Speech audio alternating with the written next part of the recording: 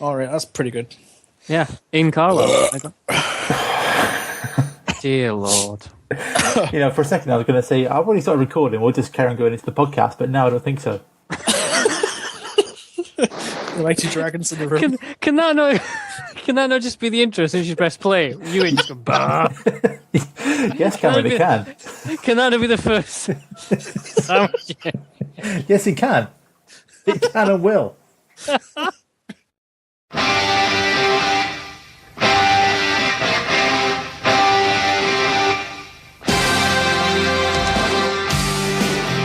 Welcome to the Conquistabores.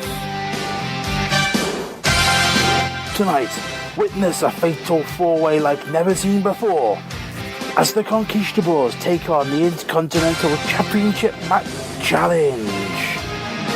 In each corner tonight, the legend killer Euan Taylor, the bad guy Cameron Phillips, the excellence of execution FOUR.Well, and Geordie and Milburn.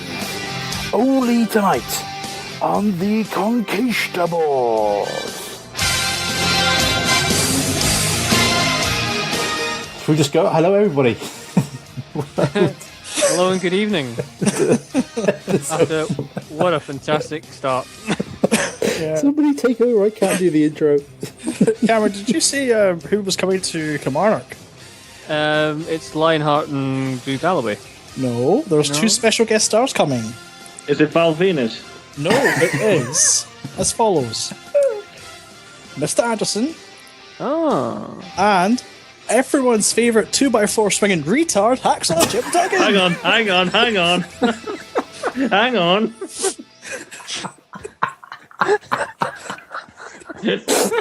No. That's gotta be the best description ever. Isn't it? Yep. Hold on. Hang on. easyjet.co.uk. Live. When's that, Ewan? It's August the 6th, I think. Let me check. It's the same show as the Lionheart Drew Galloway match. Oh, I'm leaving before that happens. But For £30, you can get a meet and greet where you can meet Hacksaw Jim Duggan, Drew Galloway, and Mr. Anderson. For £10 less, you can meet everyone except Hacksaw. £30 for them. You know what it costs at this October show to meet Shinki Nakamura, Tanahashi, and Kushida, and the other New Japan guys? No one cares, Phil. £10. Wow. For £10 you get them. For £30 it's the only credit. problem is- for an extra £10, you get a translator. Yeah, I was going to say, they don't speak any English, so you could be saying anything to them and they'd be like, yeah. Hang on, I let me don't just care as check long as I the- can touch them. Well, £10 gets you your ticket, £20 gets you second row, £30 gets you first row. Wow. You see? Let me just check. Let me just Hacksaw check. Jim Duggan. Yeah, Oh my sorry, God. Friday, August 28th is the show date. So £30 gets you a meet and greet with Hacksaw Jim Duggan, Mr. Anderson, Drew Galloway, plus free limited edition poster to be signed, a bonus pre-show match, and a front row seat. Does he still sell like the foam 2x4s? Probably. Awesome. So, and if you do go this, then you'll probably meet at least 2/3 of the Conquistabores there as well. Also, by the way, if we're all going, we can get general seat tickets for 4 tickets for £30. So we save £10. That's even cheaper than Target. And they love Axel Jim Duggan. That's where Target's going wrong. That's what they need to do. They need to be booking Hacksaw. Fucking Hacksaw. No, they don't. They don't. Do you know your mission for this evening, Ewan? What? Your mission for the evening of in August is to start a USA chant in the middle of Kilmarnock. That's exactly what Lisa said to me when I mentioned it. I mentioned it to Lisa. I'm going to find the exact quote. Hang on. It says, "Lol, I bloody hate Hacksaw, although him trying to start a USA stuff might be fun."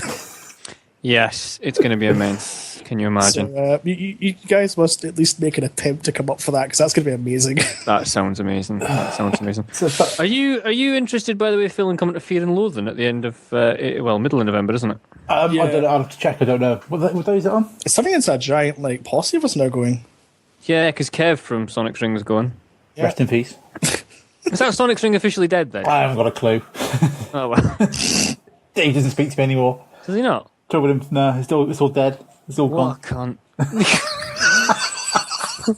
Wow. I think mainly because he's like offshore and I barely check Twitter these days. Let me just check. Well, yeah, and he's too busy crossing his zebras. Makes no sense to me. No, it's all Swahili. Is that racist?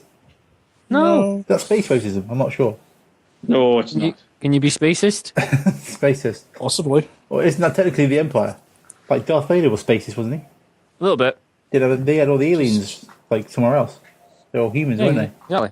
It was Space UK. Exactly. Space Kit. I hate the fact that Colt Cabana is doing 4 episodes of The Art of Wrestling in Edinburgh while he's doing his run of shows. Nice. And they're all Monty Python themed this year. So the first show is I'm a Lumberjack and I'm okay. Nice. The second show is And Now for Something Completely Different. The third one is The Ministry of Silly Headlocks. Fair play. That's good. I like that. That's You good need to make an effort to come up, Phil, because Fear and Loathing is a great show normally. It's amazing. Yeah. You might actually get to witness the death of Dickie Divers. If he's not dead before then. It's the 15th of November. Which will be a Sunday. Yes. I will make inquiries. Because it's, Mick Foley will be there. Yep. He's no Duggan, though, is he? No. In fact, actually, Dickie Divers might be dead before then. Because at Shug's House Party 2, he's facing Renfrew in a ladder match for the Square Goal briefcase. Oh, beautiful. At the ABC, otherwise known as the Disco Ball of Death Arena. Yes, the Disco Ball of Death. They're going to have to avoid that disco ball at the top of that ladder, aren't they? Yeah. Someone's going to climb on that eventually. What does slowly spin round? Yeah. About 2 revolutions a minute. It's a gig venue, so there's like this massive glitter ball in the middle of the arena. And they when they had the cage match at the Square Go, when BT Gunn and Wolfgang had the cage match, there was one corner of the cage that was just about touching the disco ball. Yeah. And also on that same show, Wolfgang is facing Rhino. Holy shit, that'll be good. Although, have you seen Wolfgang's latest t-shirt now? He's turned to join the NAK. No. It's like Grado's It's Your Cell t-shirt, but it says go fuck yourself. Classy.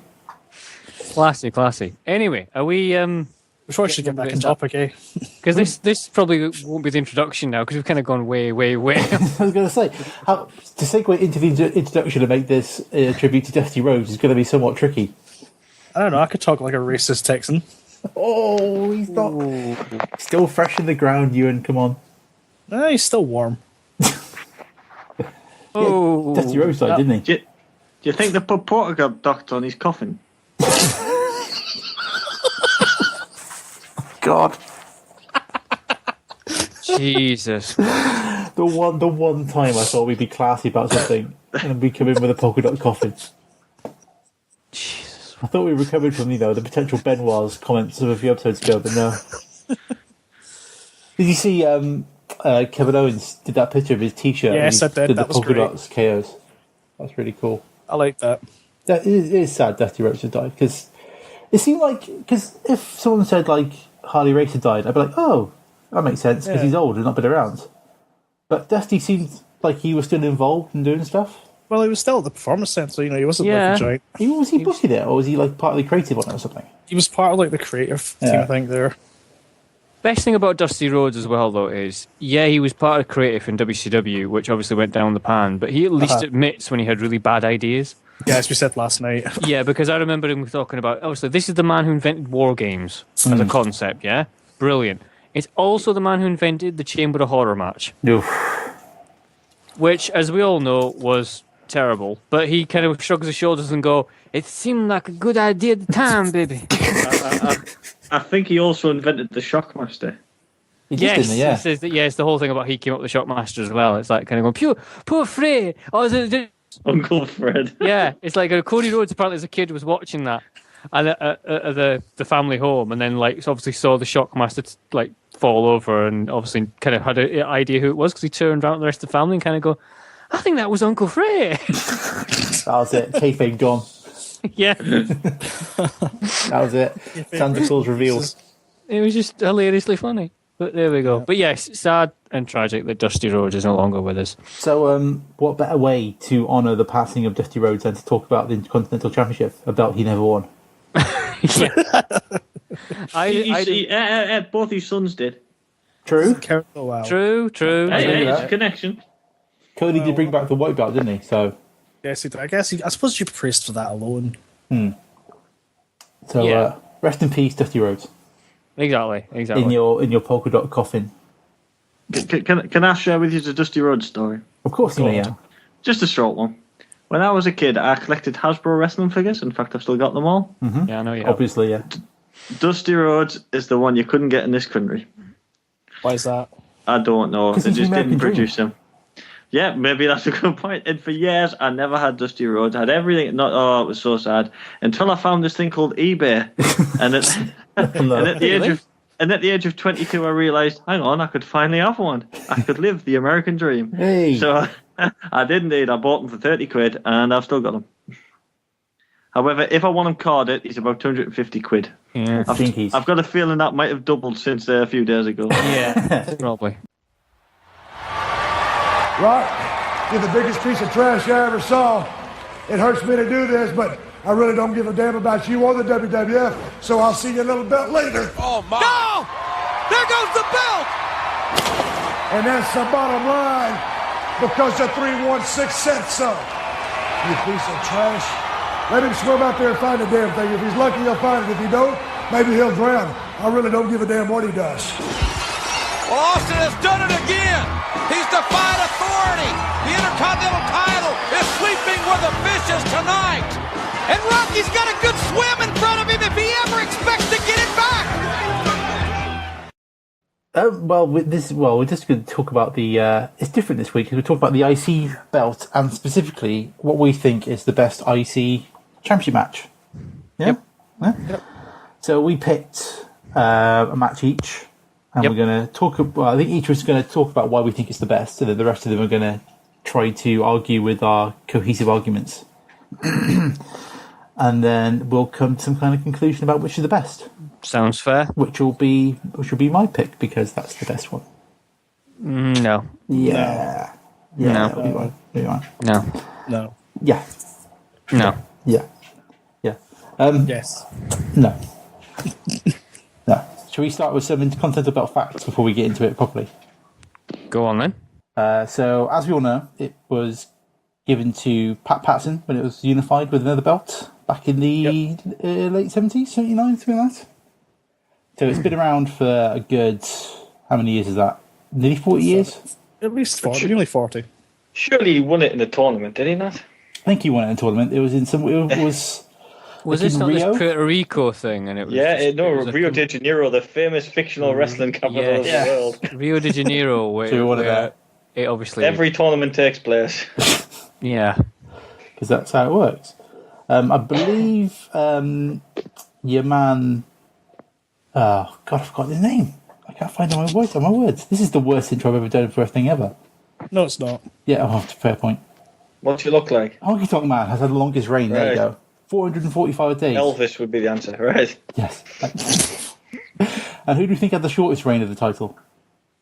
Hang on, give me a thing, and I'll. If you give me a thing, I'll get it. Is it a really stupid reign? Does it? It doesn't class. It doesn't count when they were unified, does it? No, it's before it was unified. So it's in the mid-90s. Was it not like a battle royal or something? Oh man! Hang on, no. Give me 2 seconds. I'm getting this. In the mid-90s, Mark. No, shall I tell you? Dean Douglas. Oh, that doesn't even count. 13 minutes and 52 seconds. What? Yep. Shawn Michaels forfeited the belt, and then Razor Ramon beat him for it because the Clique couldn't bear having anyone else having the belt. Exactly. Youngest champion's Jeff Hardy. He won it at 23 years old. Any guesses for the oldest champion? Ric Flair. There you go. Hey. Oh, of course. Won as part of Evolution 2005. He shoots, he scores. And the only women champion is China. Well, yes. Women's champion. I've seen one night in China, possibly not. But she co-held it with Jericho, didn't she? Yeah, but then she won it on her own right afterwards. Yeah. She won it before on her own. She won it before when she beat Jericho. She won it from Jeff Jarrett at the Good House. Then she defended against Jericho at Survivor Series. Then she lost it to a stupid double pin thing, didn't she? That was it. Well, she didn't lose it. It was held up. Oh no, sorry. Did Jericho not beat her? No, Jericho beat her first, and then it was the double pin thing. It was a double pin, so they held it up. Then they had it at the Rumble with Parker Hawley. So the IC belts had quite a storied history going back over the years. It was always like the second tier belt, but I think they always gave it to the person who they were testing for the mainstream. to be the main of the company. You get the IC belt, and 6 months later, you would either have the main belt, or you were practically on your way for it. You were pushed back down the card again, weren't you? So, yeah. But it's fair to say, since it's not a belt that survived the brand split very well, because you got into the mess of different belts for different brands, and then they had their own sub belts, and then they brought it back together, and then there was 2 sub belts. So it kind of got. They retired it for a little while, didn't they? They unified it with the USA belt, didn't they? Triple H and Kane had a match to unify. They unified it with the heavyweight belt, didn't they? Yeah. And then they kind of reactivated it a while ago because they thought, we need a belt. Had a battle royal to determine that only former Intercontinental champions could enter, and I should know this off the top of my head. Was it Christian won it? Am I wrong? I think Jericho won it. I can't remember who won it. It might have been. It was. I remember the match wasn't being particularly good. But it's been like kind of flopping around for like the last kind of 10 years, and then we thought the good times were back when Daniel Bryan won, but then apparently his neck is made out of celery, so he can't have the belt. Do we know any more about what that neck injury is? They've not said if it's the shoulder, if it's like, because before it was gone real quiet on that. I think it means it's bad. Well, from the podcast you were talking about with Jericho before he came back WrestleMania, he was saying it was like the strength in his hand was going. That was the problem. He couldn't open his car door or anything like that. And they did, but it was like something to do with the nerve in his elbow or something. Not necessarily because they couldn't find anything wrong with the shoulder or neck. So I don't know if it is like a proper neck injury or if it's just if you can't handle the bellas anymore, I'm happy to take over. Can't touch them, as the song goes. I could certainly have a good try. You probably could do. So we're going to reach back into the past and find some storied matches that we like and talk about them. So shall we go chronologically? Chronologically? If it goes chronologically, who's going first? Be me. Be WrestleMania 8. It'd be me. That'd be indeed, yeah, it'd be Phil, yeah. Me. Because I might as well go first because mine's the best match. So I may as well just get it done and I can just go to bed. Champion Roddy Piper. Yeah! His opponent, a former IC champion himself, number 1 contender, Bret the Hitman Hart. Gentlemen, we have arrived. We have arrived. I got to say, first of all, man, I got to tell you how much I love your family. I got to tell you how much I love your mom. I know this guy since he's been knee-high to a grasshopper. I remember when they were changing your potty pants. I remember even when, of course, you weren't potty trained till he was 7, but everybody's got their problem.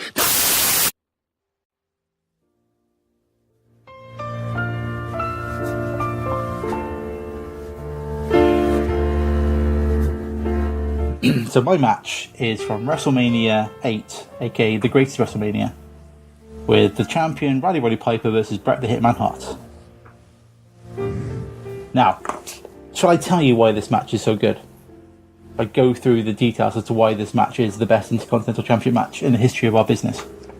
I'm just finding my notes a wee second. I've got them, right? Yeah, so allow me to... notes. I've just wrote at the top of the page, it's really, really good, but Phil likes it, so it must be shit. Right, no. Let me have my say first. Okay, right, sorry. Right. Okay, so I'm not going to talk about the promo beginning of that before the match, which is the best promo before a match ever, as we all know. I'm just going to talk about the match where you have these two men together. You have Bret Hitman Hart and Roddy Piper. Now, Hitman, we all know Hitman, he's a good technical wrestler. But what Piper is, he's not a good technical wrestler. But he's been around so much, he's mastered the psychology of the game. He knows how to get an audience into the palm of his Scottish-Canadian hand and just make him do what he wants, which is what he does in this match. He takes us on a story, on a journey through his dark side and out the other side. Okay? Because when Piper comes into the match, he's the champion, he's got the belt, and he wants to keep the belt. She be mine, as he says, before he goes down to the ring. Thank you, gentlemen. Bret Hart on his way to the ring. Bye. This should be a classic, ladies and gentlemen. I don't think so. Roddy Piper defending against the challenger. Let's get back to ringside. She be mine. Please. But Hitman's a better wrestler. He's younger, he's faster. He's the new generation, to coin the term that will come down the road. But what he isn't a dirty player of the game like Piper is. But Piper's a babyface, so he can't be that dirty. But this is what the great thing of Piper does. Is he uses the psychology of this throughout the entire match. It happens, I think, the turn is when, I think, Hitman slapped him or throws him out the ring. Piper comes back in and he spits his gum at Hitman's face. He's upset. Oh, here we go. Here we go. That was uncalled for. Well, he lost it. A real champion wouldn't spit. An apology is in order. He'd eye gouge him. And it's like, whoa, the whole crowd like, oh my goodness, he just spat him, this is ridiculous. And like after that, it just turns into a big slew of cheap shots as kind of Piper goes back to his old heel business. I think he busts him open with like, pretend like, going, oh, Hitman, your shoe's untied, and pop, busted open, blood everywhere. I love that spot, by the way. I thought that was really good. It's great. Until we get to the point in the match where Piper's there with a bell, standing over a bloody mess that is the Hitman, struggling to his feet, Piper over him, about to hit him with a bell. And that Piper we have there, it isn't the same Piper that walked into the match at the beginning, walked into the ring at the beginning of the match. This is the heel Piper. This is the same Piper who busted a coconut over Snooker's head, who kicked Cyndi Lauper, who was up against Hulkamania as like the chief bad guy. That's the Piper that he's now become again. But he sells it to the crowd. He looks out over that crowd, they start booing him, and he sells that struggle with his dark side so well until he drops the bell and the crowd cheer and he loses. You know, of course he loses. Hitman's the better wrestler, but he's not the better man. That's what the match tells you. Piper may lose, but he's still the better man because he stuck to his principles and he can walk out of that match with his head held high. And no one tells a story that good. I dare you to find a match since then that's told as good a story as this match does. It's all because Piper, with his experience and his psychology, knows how to guide that audience where he wants them to go. And that's what makes this the greatest Intercontinental match of all time.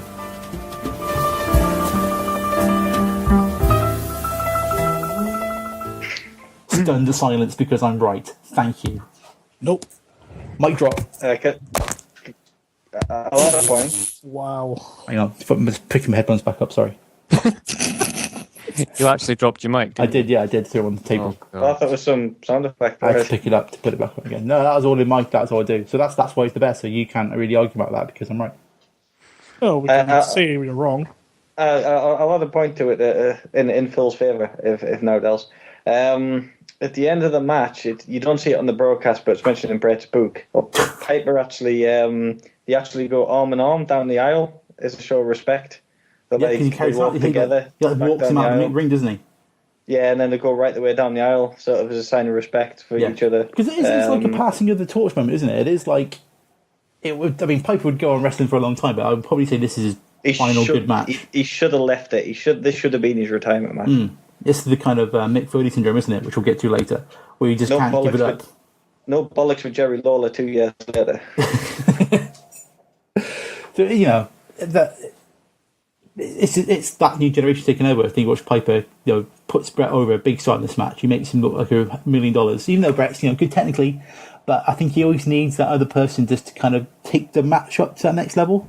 He needs that person who's got that little bit extra. Same with Triple H. Triple H is really good, but unless he's working with somebody who's that little bit special to kind of make the match that better, I think that's why you put Hitman in with things. That's why his match with Scott Steiner didn't work, eh? Yeah, exactly. Yeah. Belly to belly city, bitch. No, oh, yes. That's the wrong t-shirt. That doesn't sound right, does it? So go on, I dare you to pick holes in this match. It's perfect. It's amazingly good. I'll grant you that. Mm-hmm. But of the 4 we've selected, I don't think it's the best. Mainly, and though it's not an actual flaw with the match itself, I'm thinking that how far away from this match was it that Brett beat Ric Flair for the world title? It's about 6 months, isn't it? 5 months, something like that. Yeah, September. Like yeah. It's after SummerSlam, isn't it? It's after he drops the belt to Bulldog, isn't it? It's just spoil my match, yeah. Oh, sorry, yeah, because no one knows who they are. Nobody knows the finish, yeah. Oh, sorry, spoilers for a match that's 23 years old. Right, are we on to Professor Layton again God, that harks back. Old school reference. Jesus God. It's perfect. I'm just using your words for you, Kevin. Yes, it's a fantastic story, but my whole thing is, as far as an Intercontinental title thing goes, it didn't really... I mean, Brett was on to the next thing within about 6 months. And whilst it's a good match, I'm not denying it's a good match. It just doesn't. It's not the best one. But I think it really the two of them before that promo before the match and everything. It really the promo is stunning. And it puts the belt over. It makes the belt seem really important, which I think is the main thing. But they've lost with the belts. Yeah, there's no build up to this match. I'll give you that because they do the whole build up, and don't get me wrong, it's probably 6 months worth of build up in that 2-minute promo at the start of the match. You know what I mean? That's they don't. Was it not though that Brett had lost the title to the Mountie because he had the flu at the time? Yes, but he was forced to wrestle by Jack Tunney and blah blah blah blah blah. It was on a house show, wasn't it, or something? And Piper made the save at the end because Mountie was electrocuted, and Piper made the save, and then that set up the match for the Rumble, which Piper won. Yeah, Piper won the belt back, but then you had the whole thing of Brett wanting to get the belt back, but knowing he had to go through Piper to do it. I'm assuming Piper wasn't on the road between then and the WrestleMania, then between Rumble and WrestleMania date. So I'm assuming he was just had the belt and he made a few appearances and that was it. He wasn't working. Well, there was no Raw back then, was there? No, he tagged with Hogan actually between just out of sort of a hark back to the bygone ages. He had a match tagging with Hogan when Hogan was the champ. That's just wrong. Sid Justice and Ric Flair. That's just wrong. Yeah, looking back now, it is a bit weird, isn't it? That would have been a bloody cracker to watch, though. Can you imagine that? You turn up to a house show and it's Roddy Piper and Hulk Hogan versus, Ric Flair, and Sid's the kind of weak link in it. You reckon? But yeah. Good choke slam, though. It'd still be good. Yeah. Shouldn't be in a match that goes over 5 minutes. That's fair point. As I've written about today. Yeah, as I say, Phil, as far as I'm concerned, this match, it's good, but it's not the best. I think maybe a couple of more minutes would have helped it. I don't know, 13 minutes seems a bit short for an epic match. Watching it back the other day, it does seem quite short, I'll grant you that. That's because it's so good it just flies by. That's what it is. And it would have stolen the card if not for the Flair Savage match. It would have stolen the card by a quick mile. Here's my major issue with the match is the blade job really necessary? Yeah. Well, the blade job was so good. Vince McMahon didn't know it was a blade job, but they managed to pull it off. It just seemed, watching it back now, just completely random and out of place. But it sells that at the end of the match when Hitman's on the floor like a bloody mess and Piper's got I know it's a good visual at the end of the match. I know it's a good visual when you see the tights covered in blood, but I just felt it was a really unnecessary aspect to what was otherwise a really good match. I just don't wait. Bearing in mind your pick later, you're saying that the blood was too much. Right. No. My match is a completely different match to what this match is. Yeah. So it's completely different. Out of context. Completely different. Oh, okay. You're just trying to troll me, Mr. Phil. It's not going to work. Me? Of course. I would never do that. Jesus. At any point during this match, does Roddy Piper get a baseball bat and try and set it on fire? No. Spoilers, come on. Yeah. Oh, yeah, I should be angry. Spoilers for an 11-year-old match. No, it's perfect. It's perfect. And also, this match has got Gorilla Monsoon and Bobby Heenan in commentary. I'm done. That's it. I mean, what more can I say? Well, they're also making racist banana comments within 20 seconds of the match starting. Have they ever met before in a ring? I don't know that. You don't know a lot of things for a broadcast journalist. I didn't care to find out. How do you like that, Mr. Know-It-All? Do you have a banana to peel or something? No. That's Monsoon, isn't it? He's a gorilla for going out. Yeah, I think that's a joke they were making, Yeah, the joke is, he's a gorilla. I know. It's called Gorilla. You've got the waffle him out back with the tire iron lines in this match. Yep. And you've also got probably the only rest of the match I know of where Sheffield is mentioned. He does, doesn't he? I'll be in Sheffield, England in a couple weeks. You will? I will. Sorry to hear that. Why? You don't have a round trip ticket, do you? Hope it's yes, I do. Why? That's right, they're arguing about that. Yeah, but it's the way it's like kind of going, Bobby Heenan goes, I'll be in Sheffield next week, or something like that. And then Gorilla Monsoon goes, I feel sorry for you. Like, what's wrong with Sheffield? He obviously preempted the full Monty, didn't he? Probably, aye. Christ. The ending I always thought was a bit... I remember being quite young watching this, thinking the ending was quite snazzy with the sleeper hold going over. I like that. It's funky, isn't it? they almost sort of springboard backwards. It looks a bit, off. in retrospect, though, I don't know if it's just because, we're all old and cynical now, but it looks a bit weird in retrospect now. I think the thing is, Hart doesn't get very high, does he? He kind of when he gets himself put half up in the air. It looks like the easiest thing to kick out of, because you're kind of thinking, just let go. Yeah, just roll a little bit to the Piper, side. just let go.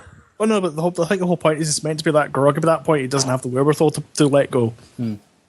That's the thing they're trying to go for. It's silly, but that's possible what we're going for there. Maybe. Mine's still the best. It's still the best. My official word on it is it's good, but it's not the best. So it would be a Walker. wholeheartedly wondrous second place. To quote Roy Walker, it's good, but it's not the one. Because we had one competitor who was, yes, definitely on the up. We had Roddy Piper, who should have, as Al says, this should have been the end.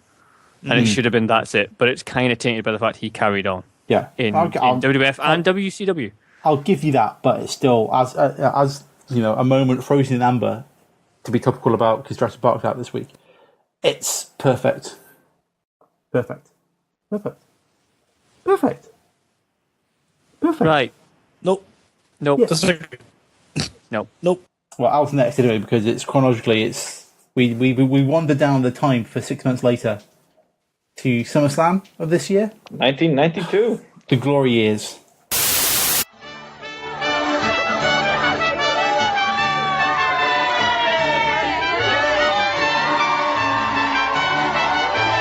I think Mr. Perfect's going to be in Ultimate Warrior's corner today. No way, he's going to be on the side of Macho Man Randy Savage. Look, he's a jinx.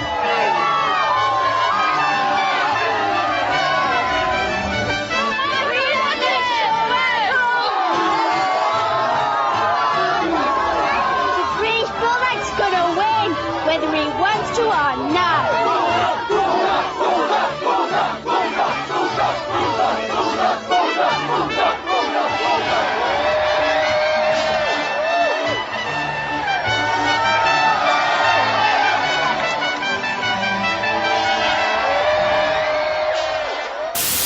The glory. Yes. I think me and Phil share the same opinions on these years. Wembley.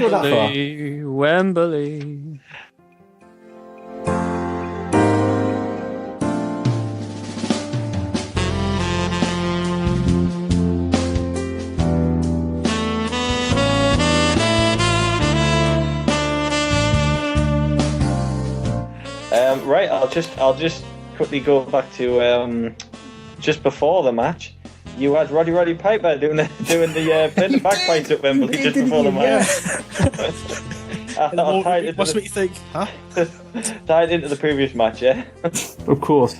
Rather than getting the champions rematch clause, he said, "No, I'll just play them with bagpipes. It's fine, guys. That's what I'll do." Yeah. Well, anyway, this match had little build as well. It was thrown together, not at the last minute, but late on because it was supposed to be Brett versus Michaels at SummerSlam. But when it was built to be in Washington DC, but Vince, being clever, said, "Right, let's go to London. That looks a good area to tap, so to speak."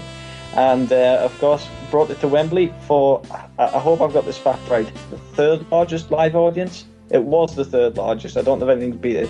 It's certainly going to be up there because it's huge. Apparently, 80,000 people, do they say, during the match? I can't remember now. WrestleMania 3 and WrestleMania 29 are the ones I've read. I don't know if 31 beat it or anything. Well, looking at here, they had 80,355 people there. The only ones to beat it are WrestleMania 29 and WrestleMania 3. Yeah. So, and yet he's never come back. Had the highest crowd outside WrestleMania. And it's probably, I'm sure somebody could prove me wrong, is it the only Intercontinental match to go on last? I can't think of any others off the top of my head. Can't think of anything that stick up my head. I mean, Warrior Hogan, but that was for the team, wasn't it? title as well, wasn't it? Yeah. Were there any when Brock was off the PPVs recently? I don't think so. I think they just had Dean Ambrose in there and Seth Rollins on some of them. And Bray Wyatt, wasn't it? One of them? I don't remember any IC belts going last because I can't remember who was the champion then. Was it been Barrett? It would have been Barrett. And he was probably opening the show. Yeah. He was on the pre-show. No, it was on the pre-show. He went on last on the pre-show, yeah. God's sake. So they also went down the storyline. Again, check me facts, but I think it could be the first time they've done it with family members actually wrestling each other in a big match. I mean, it's been done to death since, but I can't think of it at the time. I think This will be before Brett and Owen. Yeah. I think you're right. I think you might be right, actually. So straight As far away, as WWF goes, I don't think there's any kind of examples of any kind of brothers or anything like that fighting each other since. not in big stages, at least I don't think of. I know Brett and Davey fought before in the tag team division, but it was never acknowledged, I don't think, on screen that they were related at all. But so here you go in you've got, like we say about quick build-ups, it's just the fact that they're both faces and that they're both related and that the sister's stuck in the middle, and then you've got that instant investment in the storyline straight away. Who's the sister want to win? Well, she says she doesn't care who wins, but I think Davey Boy's paycheck fits that, doesn't it? So cynical, so cynical. Bulldog cuts a promo before the match saying, Bret Hart, when we get in that ring, I don't even know you, which I thought was quite good. Yes, Bret, you are the Intercontinental Champion. Yes, Bret, you are my brother-in-law. But when I step in the ring with you, Bret, I never met you. I don't even know you. And Bret Hart comes with the promo going, he was very offended by that Davey Boy said that. But you know something really bugs me? That really irks me is the British Bulldog actually has the gall to come out here and say that when he steps in the ring with me, that he's never met me, that he doesn't know me. Well, let me tell you something, British Bulldog. Take a good look at my face and look me in the eye and tell me you don't know me. Do you remember that far back, British Bulldog, when I was the one that introduced you to my sister Diana in the first place? And as far as your career in the World Wrestling Federation, I'm the one that helped you the most. You wouldn't be where you are in the World Wrestling Federation if it wasn't for me. Talk about gratitude. And then we get the start of the match. And what more do you want? Lennox Lewis turns up. What more do you want? I'd forgot Lennox Lewis was the flag bearer. A Canadian leads him out, come on. Oh dear. It's kind of apt, I suppose, giving the two of them and all that, but never mind. Sorry, carry on.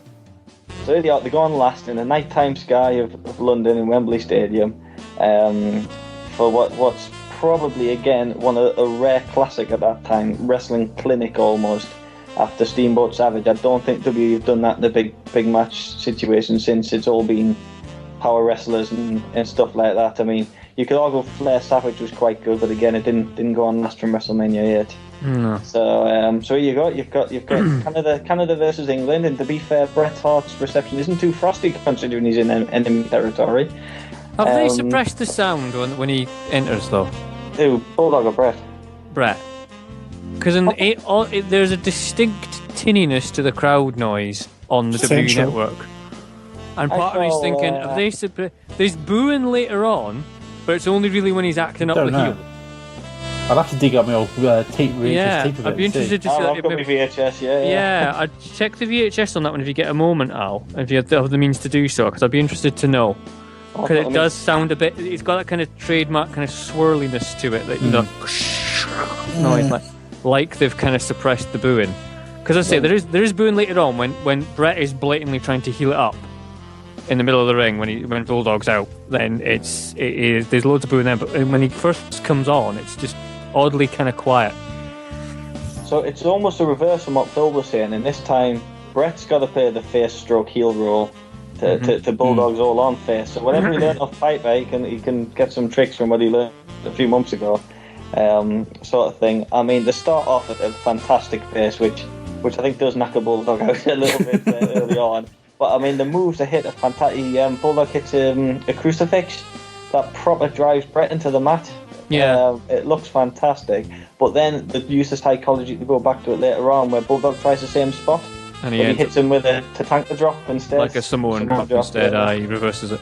And there's Bulldog's flippy thing to get out of an armbar as well, remember? Yeah, Bulldog does a kind of springboard to get over an armbar. Oh, he's lifting arm, yeah. Oh, the cartwheel thing he does as well. Yeah, he kind of that's really fantastic. Yeah, he kind of kips up with his other arm, and then it gets out of it that way. So the guy was big and had a lot of power, but he was damn athletic as well. He was, but it's back to what Phil was saying as well, is that Bulldog's a guy who needs someone to lead him. He can't have a good match. Oh, yeah. His matches for Bret, his matches for Owen's fantastic, but when he had a match with Diesel, God, that was terrible. I think he's very short down to Diesel was terrible. But anyway, so he does that. Now, we do get a few chin locks in it, but I think it's catching the breath, and I think Bret Hart's got to go through the routine with David Boy because he forgot.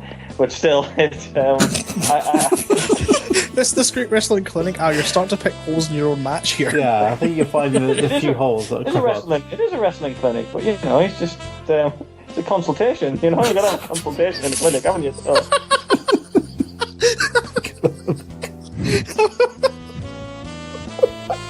That's the best line you've ever said, Al. You can't argue with that, can you? That's a faultless argument right there. There's no way around that. You got to have a consultation for a clinic. You got to. So anyway, the match continues. There's a brilliant spot where I don't even know if I'm selling this match anymore. There's a brilliant spot where Bret wants to do a plancher off the top rope, but Davey's forgot. So Bret just actually lands on his head. As much as you just remember that. I've watched it. He goes off he springboards over the top rope, and he's obviously Davey's probably meant to catch him and then fall backwards. But Davies just forgets, so Bret Hart just does it on his head. He just goes, fuck it, I'll go anyway. Yeah, screw it. So he does superplex off the top rope, which is another cool visual. Another move he didn't teach up that time WF either. And then Davey Boy gets him up for the power slam, and of course that's the match over, isn't it? Because he's hit the power slam, but no. Bret Hart kicks out, which again, I think at the time there's very few people kicked out from Bulldog's power slam. So Bret returns by putting them in the sharpshooter. And again, it's not like nowadays where whatever submission moves you put on, the wrestler's getting to the ropes, isn't he? Guaranteed.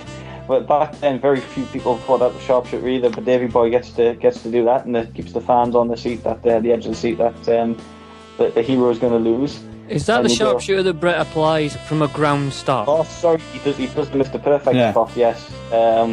He does nix that from the Mr. Perfect match. He's going on from his other classic matches to bring things to the fray. And then obviously you get the bit of a surprise finish when Bulldog sits down during the sunset flip to an absolute massive pop, mind you, when that pinfall goes down.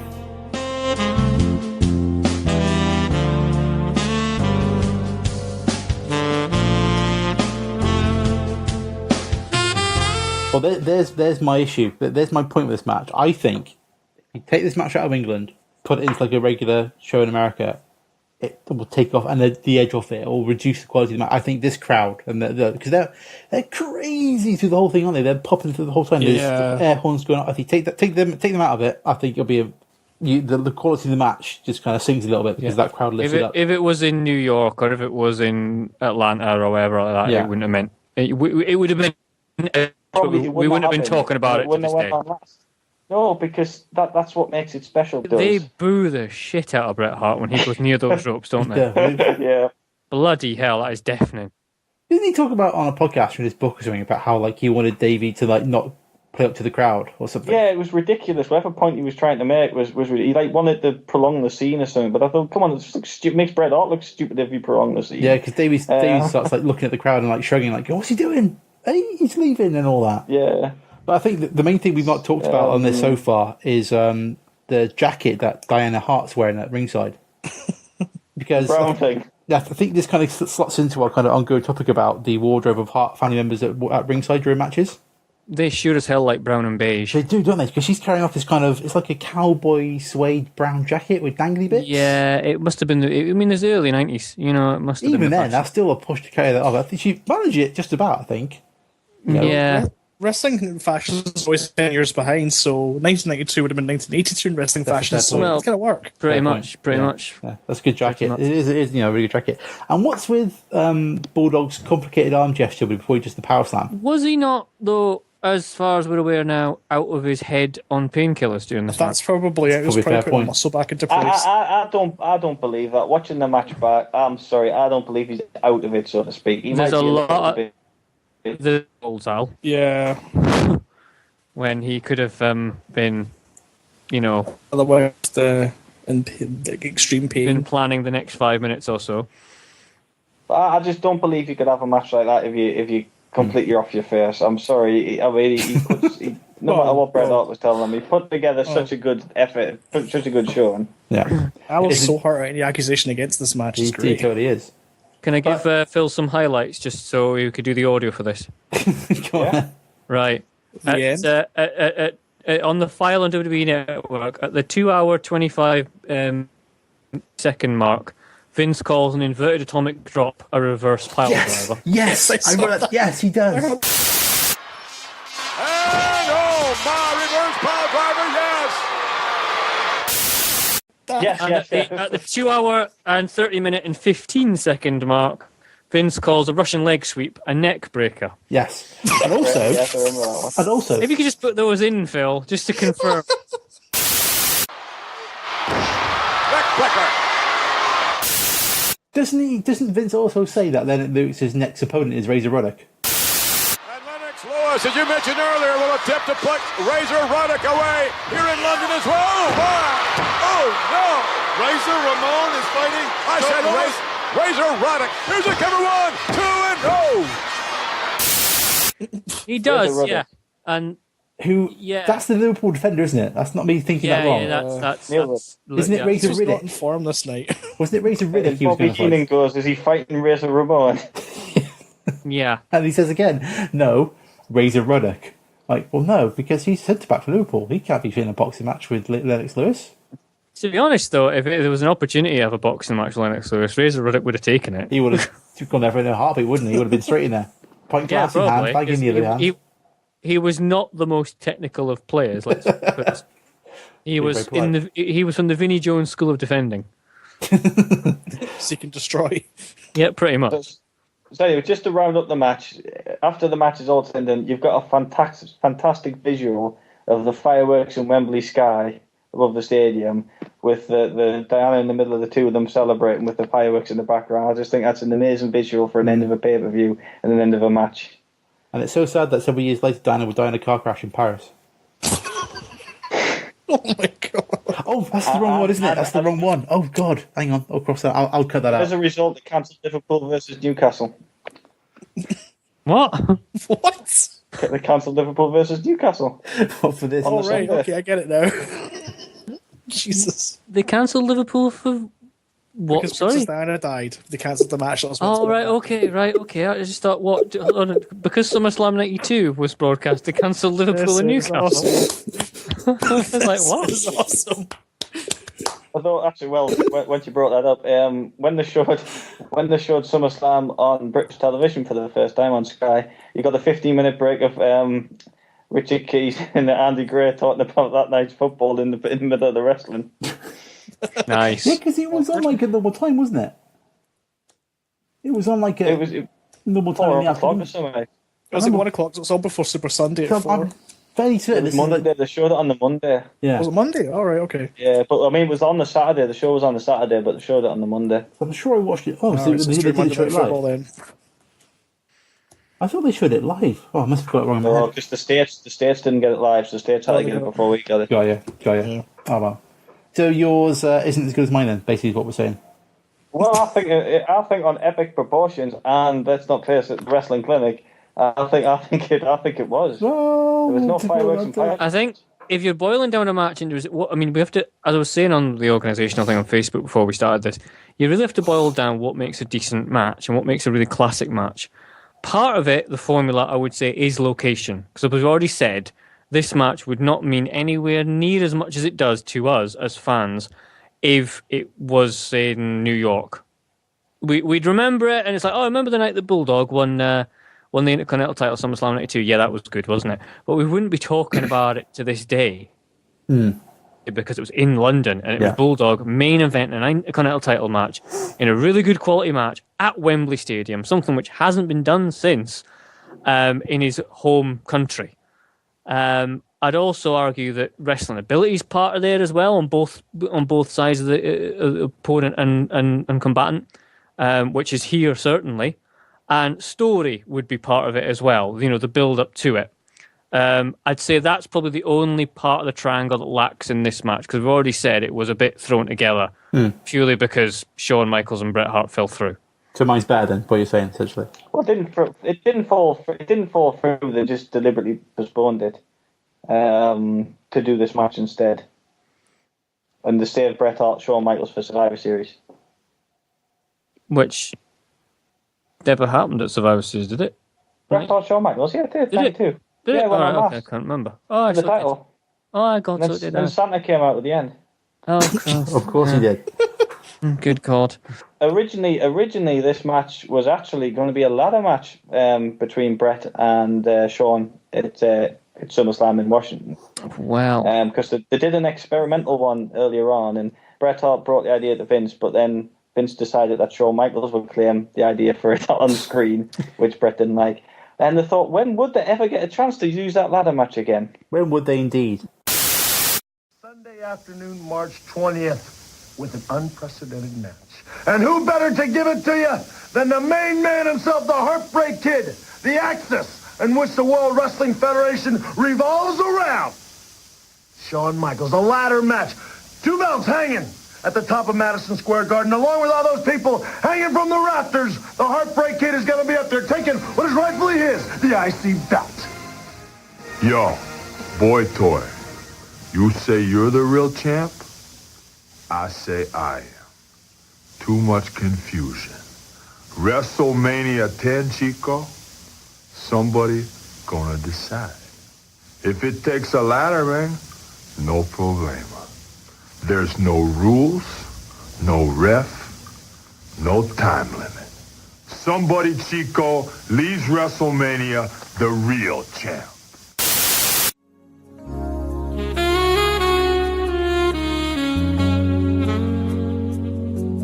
Well, if that was your consultation... Oh, hello. Oh my. Then I would argue that your clinic was at WrestleMania 10, gentlemen. Your clinic in decorating, maybe. Fuck off. Right, gentlemen, I will give you this. Extreme plasterboarding or something. This is an ECW pay-per-view. That's Euan's. Hey! Now, how dare you? I will give you, gentlemen, something from the very get-go that your matches don't have. A ladder? Diesel? Now, Oh, that was my line, you, and you pinched my line. Diesel being one, but I give you, gentlemen, not one Intercontinental title. I give you 2. Ooh. See? So here's a match. Here's, as far as story goes, when have you ever seen this? Beforehand, before this year. Shawn Michaels claiming to be the true Intercontinental Champion. Razor Ramon claiming to be the champion as well. Shawn Michaels as the dastardly heel, bringing his own version of the Intercontinental title and getting an exact copy in to claim that he was the rightful owner of the belt all along. So only because he got stripped originally for failing a drugs test. Well, I think you'll find, Al, once you turn into Christianity, everything's forgiven. Yeah, so fine. Jesus forgives. So anyway, and I might as well because hey, if Jesus is gonna, then we'll go with Jeezy Boy. Anyway, so as far as this match goes, it's at Madison Square Garden. As far as location goes, you cannot get much more historic than Madison Square Garden. It's the home of the WWF. Are we all agreed on that? Agreed. Mm-hmm. Right. Yeah, Thank you. Can't argue with that. It's the spiritual home of the company. Okay. It's at the major showcase event of the entire year, and this match for me stole the bloody show because what else did you have? It had very, very stiff competition from Crush versus Macho Man. Exactly. See, when you had Crush being suspended up by his boots. So anyway, don't forget Bama Wiggle and Doink and Quo. Of course. You see, what we're saying is, gentlemen, it had a lot. Did we have Adam Bomb in there? Sorry. Adam Bomb and Earthquake. Oh, indeed. God. Oh, God. And also Jim Cornette's jacket. Exactly. In fact, Adam Bomb Earthquake only got 35 seconds, so this match could go on longer. And I'm glad it did. So I think if we had Earthquake and Adam Bomb on this podcast, they wouldn't vote for your match. Well, are Earthquake and Adam Bomb on this podcast? Well, Earthquake's dead, and Adam Bomb... at this moment in time. No, so fuck off. Well, Wow. He's in 3 Mile Island, isn't he? It's getting hot, this podcast, isn't it? Oh, jeez, this is a car crash waiting to happen. Go on. Anyway. Things to happen. What's the 2 coming? Come on, tell us why it's good. Come on. Are we in agreement that Shawn Michaels is a legend Yes. in the wrestling ring? At this point, still to be proven. No, at this point, Phil. Are we in agreement that Shawn Michaels is a legend in the wrestling industry? Overall, yes, but I would say only because of his second stint when he came back after the back injury, because his absolute petulant behaviour, I think, that he always soils his very first stint in WWE. Al the king of rules. Sometimes Al genius is very difficult to work with and difficult to control. Wow. Like working with you, Cameron. Yeah, exactly. Like working with me. Thanks, Al. Yeah. Anyway, are we also in agreement that Hall of Famer Scott Hall, not only is Shawn Michaels in the Hall of Fame, but Hall of Famer Scott Hall is also a legend of the wrestling industry? Scott Hall is not in the Hall of Fame. Razor Ramon. Thank you. For fuck's sake. Hey, because that, not me. Razor Ramon, Scott Hall, was one of the guys that went to WCW and kicked off the whole Monday Night Wars. One of the He did change industry. So as far as participants go, I fucking win. Right? Wait, whoa. What I say. Whoa. Oh, yeah. We then have 15 minutes of innovation. You'd never seen a televised ladder match before, and I admit, when you look back at it now, it's quite bloody tame in comparison. Cameron, are you selling this match? Are you trying to sell me some washing utensils? You're in full televangelist mode right now. In your defence, I think what gets his match over more than nowadays is that I think they're using an actual proper ladder. Yeah, I think so as well. Yeah. It's got stickers on the side telling you where to put it up and stuff. They've obviously gone out to Best Buy and just got one. Yeah, and it makes some proper horrible noises when they're doing some of the spots. So I'll give you that. Razor Ramon brings the ladder into the match, and the ladder's in place. Oh, did you see that? Yes, I did. Obviously, as we stated before, can be used against your opponent. It isn't even that big. No, that's the thing. It was heavy as well. It was basically a giant, heavy ladder that it was not fun to fall into. They don't seem to have a spare either, because at the end, when it buckles, there's a bit of panic going round. You can almost hear Vince McMahon panic on the broadcast, can't you? Yeah, it's like going, the ladder's buckled, oh my god. He's throwing Pat Patterson $50 to go get another one right now. Exactly. You've got the whole thing with Diesel at the start of the match, and Diesel blindsides the face Razor, and then Earl Hebner kicks him out of Madison Square Garden. So in the first 2 minutes, you've got that happening. I've got a problem with that. Why doesn't he just come back? He can't because he was told not to come back. Just come back. Diesel respects the rules. Exactly, he respects the ref. Sorry, that's a good answer. Al, he's probably on the way out, got his pay packet for the night, so doesn't care. He's in the bar, isn't he? Come on. Yeah, he's probably in the bar. He's in the bar. He's probably across Times Square. He's getting Razor's drinks ready. Yeah, pretty much. All of them. It's just an incredible, innovative match which made Shawn Michaels. Let's face it. Yeah. Up until this point in time, Shawn Michaels had pointless matches with like bloody Rick Martel and all that kind of stuff. Tatanka and El Matador. This just slagging off all my heroes now. Yeah. Hogan's pish and all. This match made Shawn Michaels as a wrestler. It made us take him seriously. Also, it showed that Razor Ramon could hang in these type of matches, in these kind of offbeat matches, these kind of different matches. The two of them, I mean, come on. This was so good, they tried to repeat the trick on a SummerSlam later on. It did, it had the different dynamic then, because they were both faces, so it's got the sort of dynamic that mine and Phil's matches had. Yeah, the best dynamics, I think, is what you're trying to say there, Al. Yeah. Well, possibly, yes.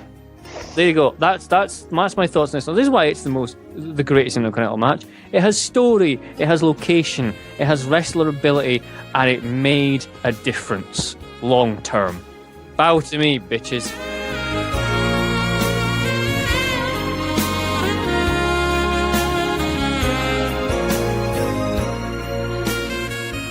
I wrote down my notes for this match: Razor versus Shawn, or waistcoat versus mullet.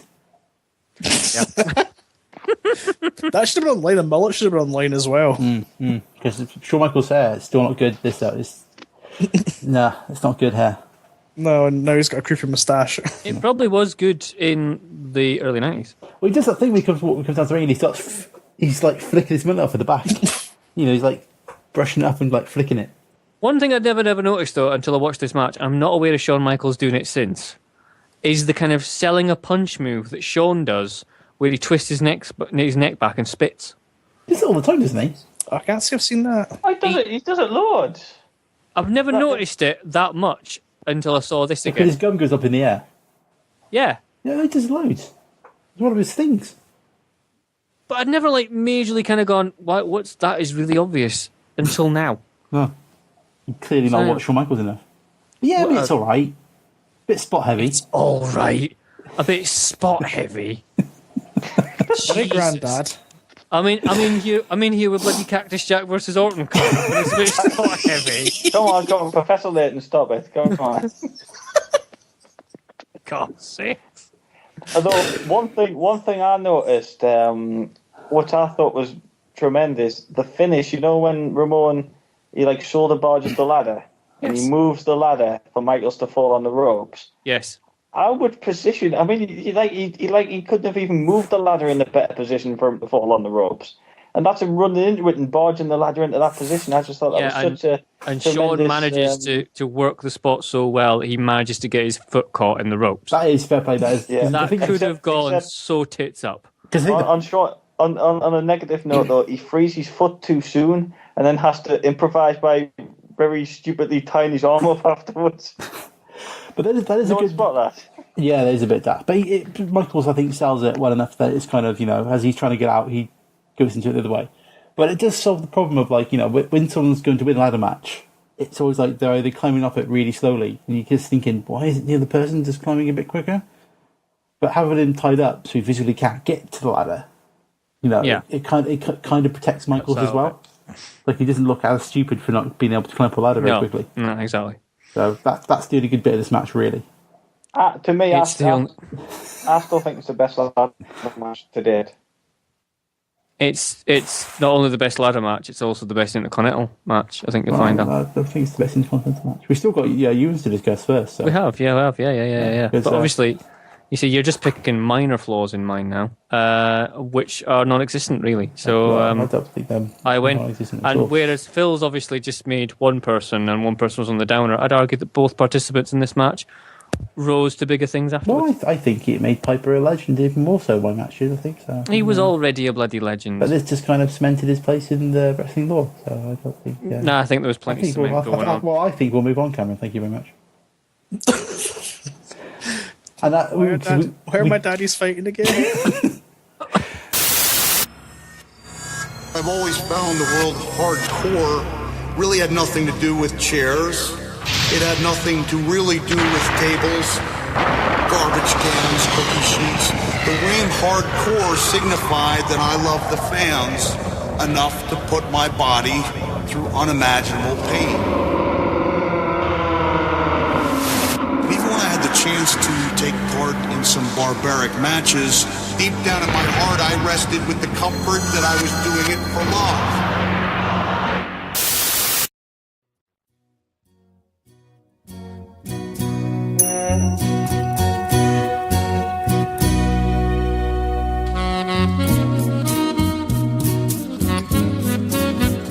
So apparently between 1994 and 2004, there were no good Intercontinental matches. No, it was pish all.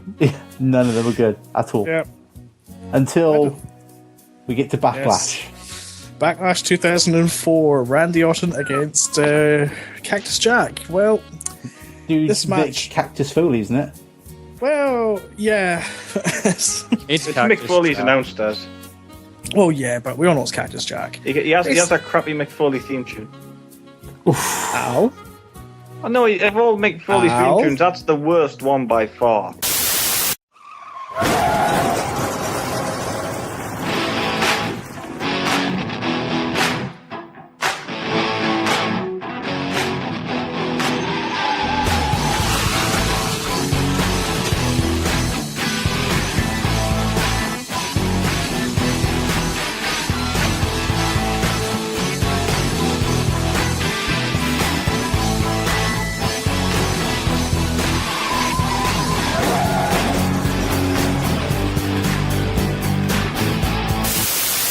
say that. It's good. The Cactus Jack one's far better.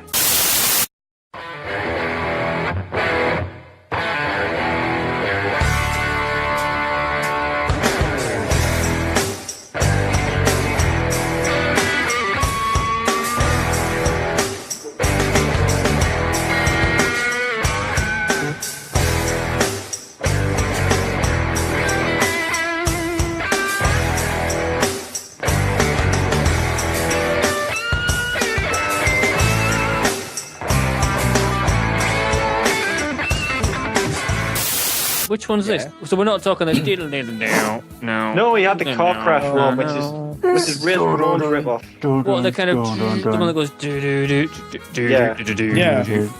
That's Oh, right. It's Mankind's Face one. That's good music. That's all right. I think it's the worst one out of all of his. Al, shut up, no one cares about Well, actually, yeah, because it makes the match terrible, so yes, it is the worst. You prefer Dude Loves out of that? Oh, Dude Loves is the best. Come on.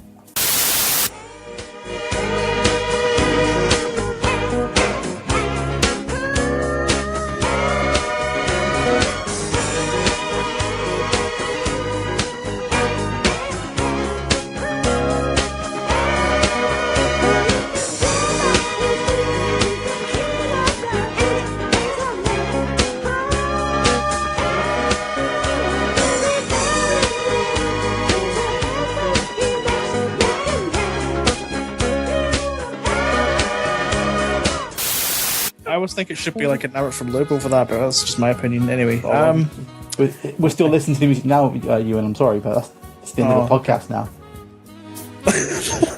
Is it really? Yeah, that's it. I'm just going to play that music forever now. It's going to be like 4 hour long. It's just going to be the Dude Love theme. Jesus. Deal with it. Well, I'm going to talk anyway, so there. Go. Carry on then. So this was Foley's comeback. He came back at the Royal Rumble and eliminated Orton and himself with his Cactus Jack over the top rope clothesline. And basically, it stemmed from WrestleMania 20, where him and The Rock made the Rock Stock Connection, lost a handicap match against Evolution when Orton pinned Foley. And then basically them two continued the feud, and eventually it was all settled at Backlash 2004 in a hardcore match for the Intercontinental Championship. Now, I think it's fair to say this match is fairly famous for a number of different spots. Namely, the spot where Randy Orton goes into the tax, and there's one particular shot not long after it happens. You see Randy's face, you see he's crying in pain, and then it's just a shot of his back, and his back is literally a pincushion. The whole point of this match, I feel, is this is Randy's come to Jesus party. This was him starting to become the wonderful, rest hold loving person that we all know and love today. This was Randy Orton's opportunity to rise to the top, because not long after this, I'm sure he beats the man we do not name because he did some terrible things in the past. Jimmy Savile. No. Jimmy Savile held many things in his hand, not an Intercontinental Championship. But he did beat Chris Benoit not long after this match to win the WWE Championship, and from that point on, the Evolution sort of crumbled at that point. But really, Foley was the old school, and really Randy Orton was the new snotty breed of wrestler that came at this point. And the match itself is, a lot of people say it's a garbage match. It's a match full of just spot monkey festival, but I really, really enjoy it because it is something completely different. And at those points, it feels control. It feels like ECW at its best at points. I don't know what you guys thought rewatching it back, 11 years after it happened. But what did you two think of just the flow of the match in general? Well, I'd never seen this match before, because this is really the period when I didn't watch wrestling during this point, because I didn't have the internet and I lived in our first flat and everything, so I didn't really watch anything between about 2001 and, years before. And it's just it's a hardcore match. It's big spot, little rest, walk around a bit, big spot, walk around a little bit. It is, though, a proper fucking hardcore match. It is proper. It's not like they just bring out a stop sign and a cookie tray. No, this was. all the gimmicks were involved. When Mick Foley does bring out a cookie tray, he does deliver one of the best bits, my favourite bits of the match, where he just waffles Randy Orton, and Randy Orton just folds up, like his legs are underneath him. Yeah. He almost goes into like a bridge. Just, yeah. It's brilliant. I think that a lot of this, what makes this match quite good, I enjoyed the fact that Randy Orton's facial expressions were amazing. Spot on. It was when he is. Yeah, exactly. As Ewan says, when he has got the pins covered in him and he's picking them out of his hand at ringside, he looks absolutely mortified by all this.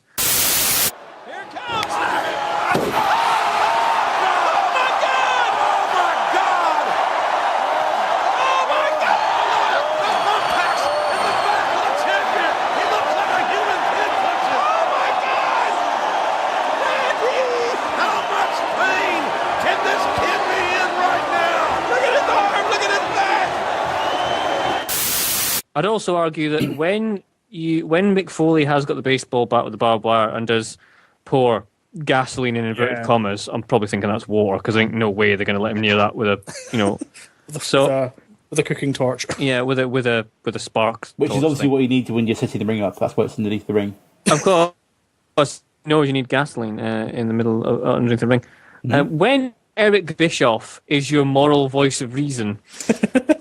That's brilliant. That's when you've gone a bit far. But what I like about this, what I like about that, going back to the pro beginning of the match, with Mick Foley talking about hardcore, and he says it's not about being, bringing the spot. It's about his love for the fans, making him do what he does.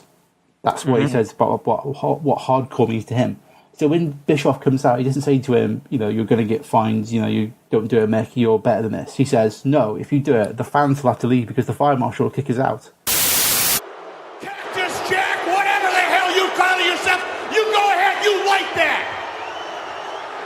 And not only will you lose this match, but the fire marshal will shut this show down. Every one of these 15,000 people will go home, and millions of people around the world will not see me in the backlash. So what you going to do? He's right. Exactly. And that feeds back into that promo. I thought that was quite a good little touch. Bishop should have came off during Kane's match later on, because he fucking sets fire at the ring post. So where's every Bischoff there in the fire marshal? Maybe Kane has a certificate to be a flambe chef. No, seriously, guys, that's how you get away with it. That's how. Is that the next network exclusive show? I watch that. Kane's a registered fire juggler. No, because if you're registered as, I think Massachusetts this is, so it might not apply, but if you're registered as a flambe chef, then that's okay. You're seen as being responsible for fire restrictions. This is a massive tangent. This is one of my favourite Kane moments when he's doing the anger meeting with Daniel Bryan. And he gets his mood board and throws it in the bin and then makes the flames come out of the bin. Yeah. It just makes me laugh. That whole thing is wonderful, though. Them spots were awesome. But shall I tell you why, in one sentence, this is the worst match we picked? Go on. Because they got the stupid round Intercontinental belt. Done. Worst match. Wow, really? Is that? It's that simple. It's that simple. It? That belt is a terrible looking belt. It is almost as bad as the current tag team belts. That's how bad that belt is. No, the tag team belts are much, much worse. No. Because they take tag team belts. Tag team belts like one of those things. 2 pence in, you turn the wheel at like a historical site or something, and you get the little 2 pence out. They've kind of removed them from they're kind of their own design. They're separate from the historical thing. They've kind of taken with this IC belt. They've taken the great design of it and just kind of shaved the edges off a little bit and made it round and like an oval shape and a little stupid. No, I don't like it. So therefore, this match is the worst. It's that simple. Okay. Done. Also, another spot as well is Foley and Orton are fighting up the ramp. They disappear for a minute, and then Orton comes back out, and Mick Foley just literally throws him off the stage with no control. He just literally tosses him off the stage, and at one point you think Randy's going to miss his obvious landing spot, and he sort of lands sort of half his back hits the spot, half his back sort of hits the edge. And it's a completely out of control spot, but in context of everything that's going on, it makes absolute sense. Well, you say out of control because Foley follows up with his big elbow, which they teased earlier. He lands it when he jumps off towards Randy Orton. With the way they frame it, there's like a big spiky bit of wood from the frame. Yeah, exactly. Pointing towards him. It's like, it might be the way it's shot, like depth of field compresses it, whatnot. But you're thinking he could easily just impale himself on that doing this elbow. Mm-hmm.